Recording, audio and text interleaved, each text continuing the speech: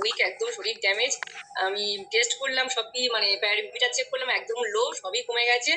হ্যাঁ, তারপরে কি মনটা তো একদম দিনের পর দিন খারাপ পথে চলে গেছে। কি যে হবে, আমার মনে হয় কিছুই হবে না।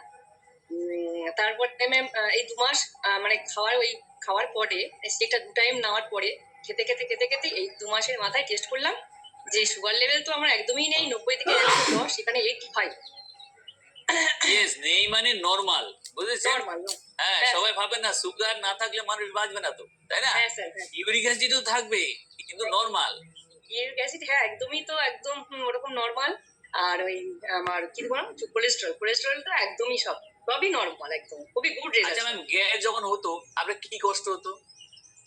স্যার গ্যাস হলে তো আমার মানে পেটে খুব ব্যথা করতো, এই তলপেটের এখানে ব্যথা করতো খুব।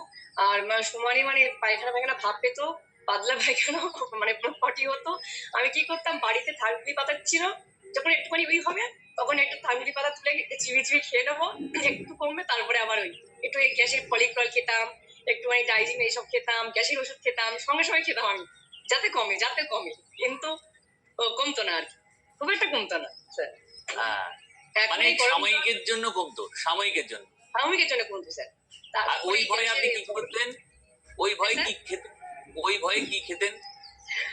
ভয়ে তো আমিও তো খাওয়া তো জল দিয়ে ভাত খেতাম, শুধু জল দিয়ে ভাত খেতাম ওই দিনটা সারাদিন। আর ঝিঙে সিদ্ধ, ঝিঙে সিদ্ধ না স্যার, ঝিঙের তরকারি স্যার, ঝিঙে সিদ্ধ না, আমি তো খেতেই পারি না ঝিঙে। তারপরে বাধ্য হয়ে এখন আপনার বলার পরেই সবজি একটু খাচ্ছি আর কি। আর এখন কি ভালো লাগছে ম্যাম?